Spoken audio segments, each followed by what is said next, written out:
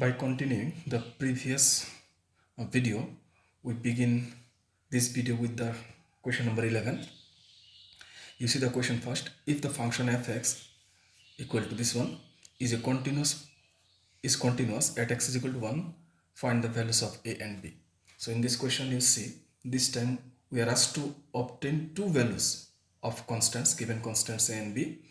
So here the function, you see sincerely, the function is given in three different formats for different values of x.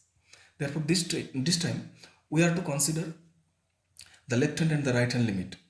But in the previous question you have seen that we have taken the limiting value is equal to the functional value only. But in this question it is slightly different from the previous question. So first of all you write the sentence: since the function is continuous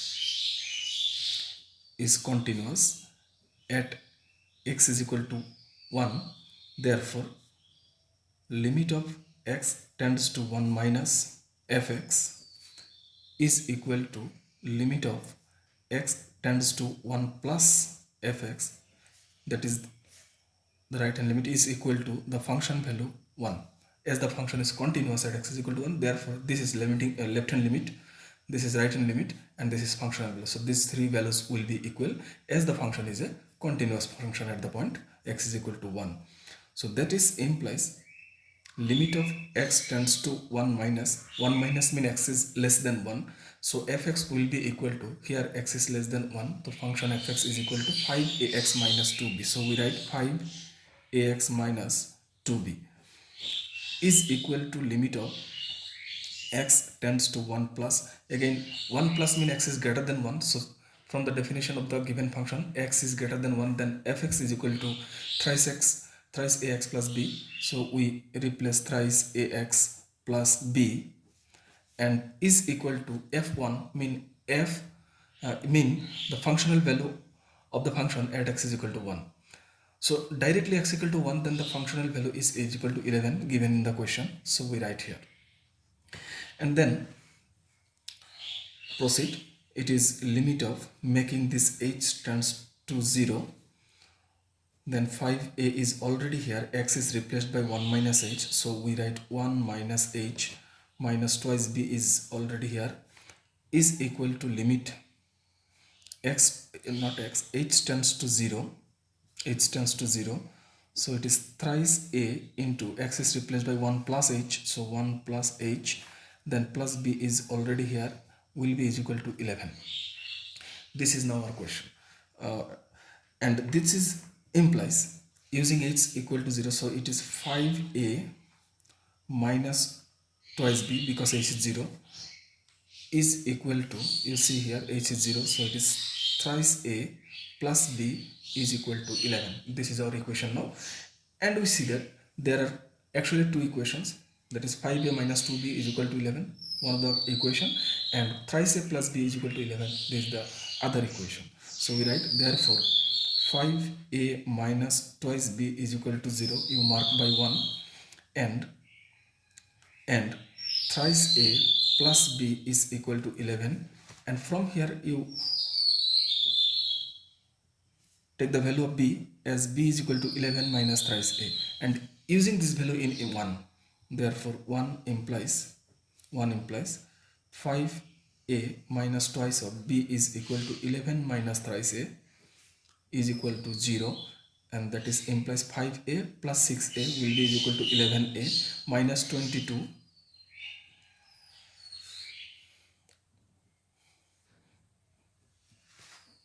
this is 11, not 1, this is 11, minus 22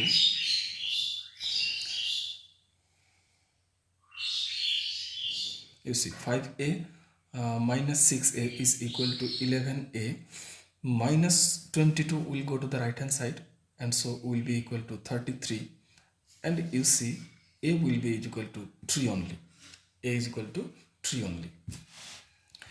Then using this value of a in here, you say it is 2, therefore 2 implies b is equal to 11 minus 3 is 9, so will be is equal to 2. So we see that therefore we got A is equal to 3 and B is equal to 2. So this completes the solution of the problem. Now we go to the next problem of the chapter. One interesting problem and important also. So we go to the next question. See the question first. So this is your question now. Prove that the greatest integer function fx is equal to, this is the symbol of greatest integer function, fx is equal to this, is discontinuous at all integral points and continuous at the non-integral points. So there are two parts of the problem. One of the part is for non-integral points and the second part is for integral points. This is integral point and other is non-integral point. So first of all, you write for integral points, say integral points for integral points. So here you take let x is equal to a, because the point is not given, so you are to consider a general integral point, an arbitrary integral point, and therefore you take let x is equal to a be any arbitrary integral point.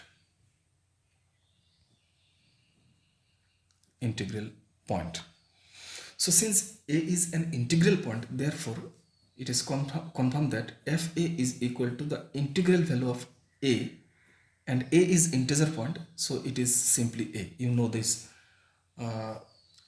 property of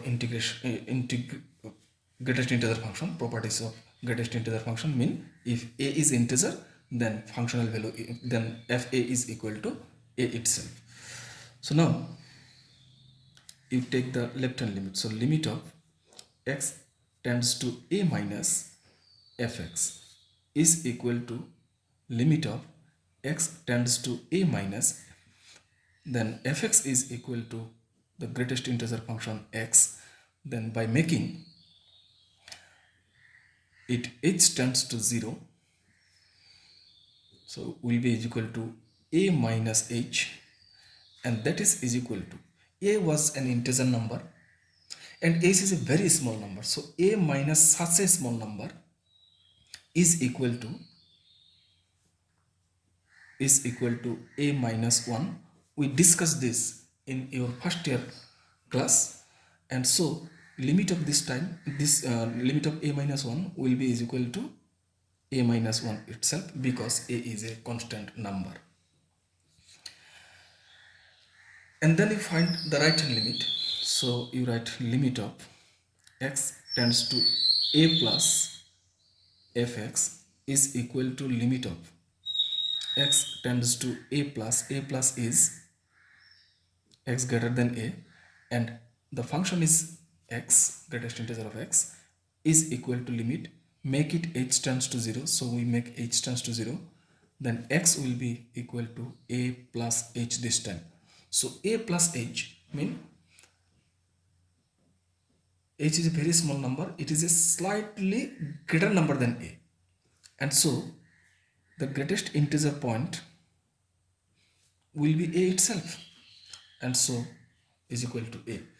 And we have seen that the left hand limit was a minus 1 and the right hand limit is a. Therefore left hand limit, or you may write like this, therefore limit x tends to a minus fx is not equal to limit x tends to a plus fx. Therefore the function is discontinuous. The function is discontinuous at x is equal to a. But a was a supposed point. A was a supposed point. So we write, but x is equal to a was an arbitrary point.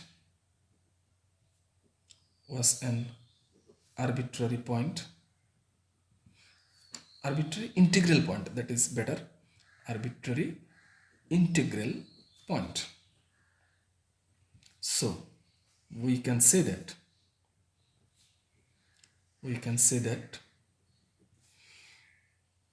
the greatest integer function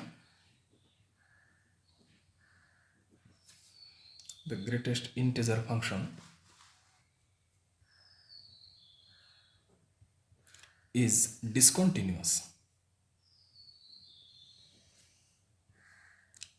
at all integral point. At all integral points. So this completes the first part of the problem. Now come to the second part. Second part means we are to check it for non-integral value. So you take non-integral values, two kinds of non-integral values. So here you are to write for non-integral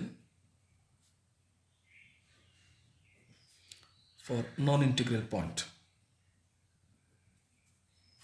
So in this case, you have to consider positive non-integral point and negative non-integral point separately, because in the properties of greatest integer function, you have seen that the property of function is slightly differ from the positive non-integral value and negative non-integral value. In that two cases, the function has two different kind of properties, and therefore in this case, for non-integral value, you are to consider the two cases separately. So the first case, we take case 1 for positive non-integral value. Positive non-integral value. So as in the previous part, you take again, let say this time x is equal to b is a positive non-integral value. Integral value or point, you may write point also, positive non-integral point. Therefore b is of the form, therefore b is equal to, since it is a non-integral, so it has two parts like this, say m plus f, where you see m is a positive integer and f is a number between 0 and 1, and this is like this. You see sincerely here, actually if b, you say b is equal to say 4.7, and that can be written as 4 plus 0.7, and this is the value of m, this is m and this is f. So that is why we have written b is equal to m plus f. So it has two parts, one part is integral part and other part is a fractional part. So therefore what will be the functional value? Fb is equal to, this is greatest integer of b, and that is equal to greatest integer of m plus f, and by the property of greatest integer function, this will be equal to simply m, as greatest integer of 4.7 is equal to the integral part only 4. So fb is equal to m. Now find the limiting value. So limit of x tends to b fx is equal to limit of x tends to b, fx is the greatest integer function x, and is equal to, this will act on x only, so we can write this limit of x tends to b x like this, and so that is equal to, it is simply using the limit value, it is x only, v only, and that is equal to, b is what?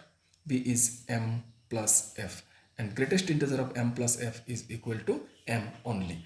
And you see what is m now? M was, you see just here, m was equal to fb, so you can directly use fb here, fb. So finally we got, therefore limit of x tends to b fx is equal to fb. And what is this? This is the condition of continuity at the point x is equal to b. So we can say here, therefore the greatest integer function, the function, you can write directly, the function is continuous at x is equal to b. As done earlier, what was b? B was an arbitrary point, but x is equal to b was an arbitrary positive non-integral point. Therefore, the greatest integer function, therefore the greatest integer function is continuous at all positive non-integral points. So this is the second part. Now for non-integral part there is another subpart. You write here, say it is case 2. Case 2, it is for negative. So we write for negative non-integral value, negative non-integral value or point, you may write point also. So negative non-integral point. So here also you are to consider a negative non-integer. So you write, let, say this time you are taking c, let x is equal to c be a negative non-integral point, non-integral point. Then this time c is negative number. Minus is not given here, but c is a negative number. So c is of the form this time. Therefore c is equal to, it will be like this, minus m plus f. You see here how it is minus m plus, say c is equal to, 5.7, negative 5.7, minus 5.7. So in that case, minus 5.7 is nothing but minus 6 plus 0.3, this one. And in this way, it is minus m plus f. And where m is what? You see, where m, this is a positive integer, and f, this is a fractional part, a number between 0 and 1. So therefore, fc is equal to, it is greatest integer of c, and c is what? C is minus m plus f. And so it will give us minus m plus f, the integer part is minus m, so the value is minus m only. Now try to find the limit value. So limit x tends to the point is c now, so c fx is equal to limit of x tends to c. So what is fx? Fx is the greatest integer function x, and as done earlier, this limit will act on x only, so limit x tends to c x, so it will be simply c here using the limit, and that is equal to, now apply the value of c was equal to minus m plus f, and by the property of greatest integer function it will be equal to minus m. So we have seen that minus m, this was actually what? Minus m was actually equal to fc. So you can use fc directly here. So finally you got limit of x tends to c, fx is equal to fc. And this is the condition that the function fx, mean the greatest integer function, is continuous at x is equal to c. So you write that, therefore the function is continuous at x is equal to c. As done earlier, what was c? C was an arbitrary negative integral value, non-integral value. So but x is equal to c was a negative non-integral value, or point. So it was arbitrary point. So the function mean the greatest integer function is continuous at all negative non-integral points. So in case a negative non-integral point, we have also shown here that the function is continuous, and for positive non-integral value it was also continuous, but in case of integral value it was discontinuous. So this completes the solution of the problem. Now you go to the next question, another very important and interesting question. You see the question first. So this is your question. Let f of x plus y is equal to fx plus fy for all xy belongs to the real number set R is continuous at x is equal to 0. Show that the function is continuous everywhere. So actually this In this question, fx is a special kind of function and that is satisfying this functional relation. This functional relation. That means f of x plus y will be equal to fx plus fy. So f is such a kind of function which satisfies this relation, and then it is also given that the function fx is a continuous function at x is equal to 0. This is given, and you are to show that this function is not only continuous at x is equal to 0, it is continuous everywhere. In all places, in all points, this function will be continuous. You are to show that part. So we come to the solution part. First we begin with the given quantity. The given quantity function satisfying this relation, and it is a continuous function at x is equal to 0. And we know that when a function is continuous at x is equal to 0, then what is the condition? We know that one. So we begin with that line here. Write the solution of the question. So solution. Since, you directly write since fx is continuous at x is equal to 0, therefore it is confirmed that since it is continuous at x is equal to 0, therefore the left hand limit x tends to 0 minus the function is fx is equal to limit, the right hand limit of the function is 0 plus fx and is equal to f of 0. So that is implies, you see here, limit of x tends to 0 minus, this is implies limit of, we do not know the function this time fx, so directly we convert h tends to 0, so f of x will be replaced by 0 minus h, and that is equal to limit of, again here h tends to 0, so x will be replaced by 0 plus h, so we write 0 plus h is equal to f0. We do not know the value of f0 this time, so that is implies, you see, limit of, be sincere, limit of h tends to 0, this f of 0 minus h can be considered like this. You see here, f of 0 minus h, it is actually, you can write 0 minus plus of minus h, you can write like this, and this is a plus this is b, so it can be expressed as f0 plus f of minus h by the given condition, because the function is such kind of function where f of x plus y is equal to fx plus fy. This is given.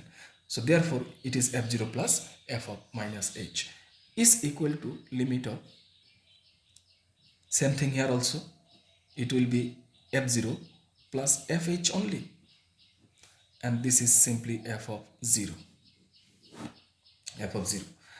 So that is equal to, f0 is a constant term, therefore it will remain same after using the limit f0, then plus limit of h tends to 0, it will be f of minus h, we do not know the function f, therefore it will remain same, limit of h, here also f0 remaining same and f0 remaining same, plus this is limit of h tends to 0, f of h, and this is equal to f of 0. Now see, in this equation, this equal to this part is equal to this part, so f0 is present in all expressions, therefore this can be eliminated, so you can write limit of h tends to 0, f of minus h is equal to limit of h tends to 0, f of h is equal to, after cancellation this will be 0, so you mark it by 1. So from the given condition we obtained the value of fh and the value of f minus h both are equal to 0. Now we come to the next part of the question. The question was asking for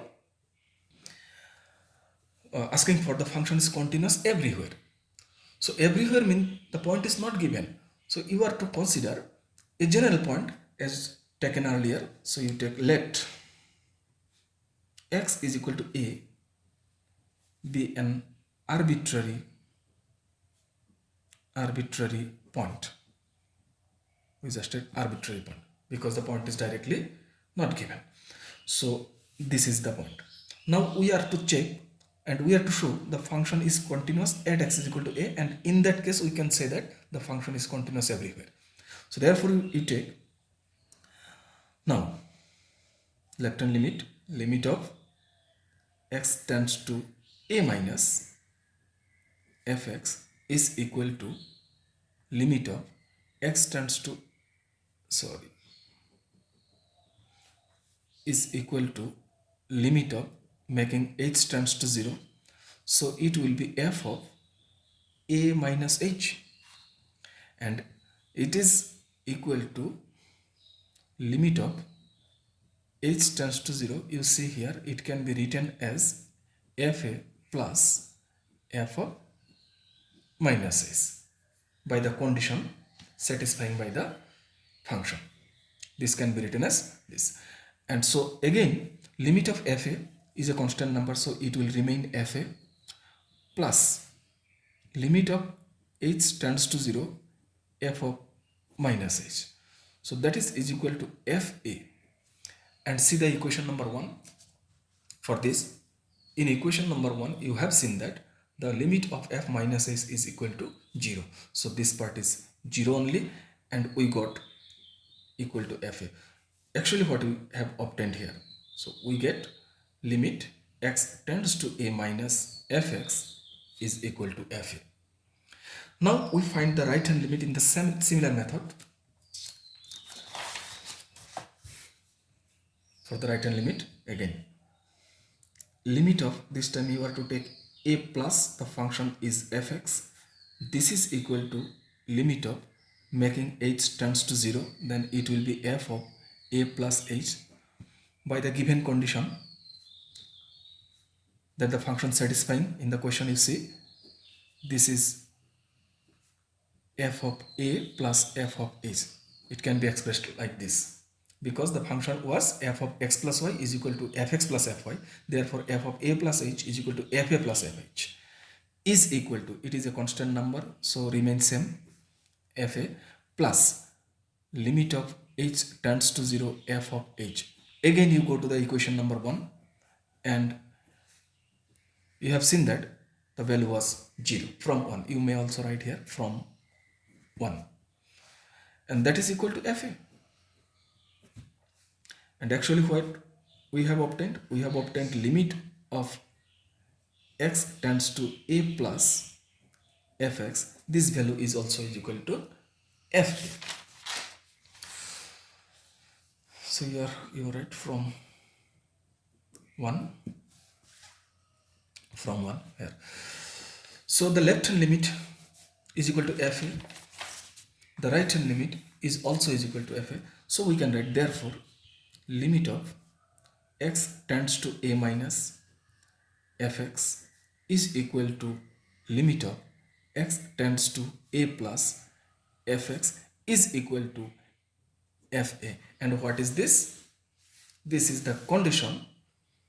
This is the condition that a function is continuous, that a function, and here the function is fx. So this is the condition that the function fx is a continuous function at which point? At the point x is equal to a. So therefore the function is continuous at x is equal to a. And what was a? A was arbitrary point, but x is equal to a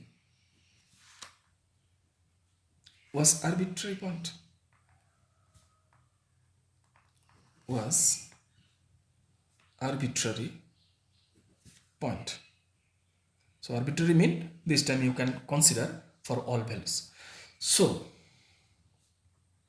the function is continuous everywhere. Function is continuous everywhere. So it completes the solution of the problem. Now we go to the time is over. So in the next class we will do some problems related to the continuity of function at some point. So we have some questions in the exercise part also. So we'll discuss in the subsequent classes. So first of all, you try to solve some problems from your book, and if you any difficulties is there, you can ask me. And in the next class, we'll discuss some more problems of this part. So thank you. We finished the class here. Thank you very much. Okay.